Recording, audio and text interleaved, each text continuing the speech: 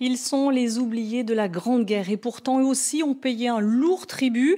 Les animaux, pigeons, chevaux ou chiens, ont participé à leur façon à ce conflit à Briançon dans les Hautes-Alpes à l'occasion de la célébration du centenaire de la guerre 14-18. Une exposition leur est consacrée. Fabien Madigou, Lucie Robert. De 1914 à 1918, et il y a eu 130 000 pigeons voyageurs qui ont été utilisés en tant que pigeons soldats messagers. 3/4 des messages échangés pendant la Grande Guerre l'ont été grâce à ces volatiles.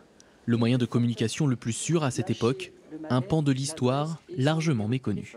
J'avais entendu parler surtout des chevaux, les pigeons non. Et puis alors, ce qui est extraordinaire, c'est quand on voit comment fonctionnent les colombiers mobiles et la capacité de ces animaux à retrouver leur point de départ. C'est une grande surprise de voir effectivement des pigeons, de se faire expliquer comment étaient utilisés en fait les animaux pour servir la guerre. 50 ans que Jean-Luc Touzeau est colombophile. À Briançon, depuis l'ouverture de cette exposition le 15 septembre dernier, ce passionné présente une trentaine de pigeons voyageurs et tente de tordre le cou à quelques idées reçues. À 90% des gens me disent le pigeon fait l'aller-retour. Non, le pigeon voyageur, il fait que le retour. On l'emmène, peu importe l'endroit, peu importe la distance, de 100 km à plus de 1000.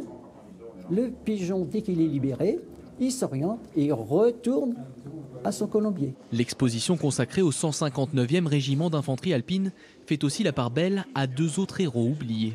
Les chiens qui vont dans un premier temps être envoyés aux équipes de santé, les brancardiers bien sûr pour la recherche des blessés sur les champs de bataille, et bien sûr le cheval, multiple utilisation pour tirer les chariots, les canons et porter les hommes. Les équidés auront payé un lourd tribut pendant la Première Guerre mondiale. Chaque mois, 9 à 10 000 chevaux étaient tués sur le champ de bataille. Pour en savoir plus et profiter d'un envol de pigeons voyageurs, l'exposition est ouverte jusqu'au 13 novembre prochain.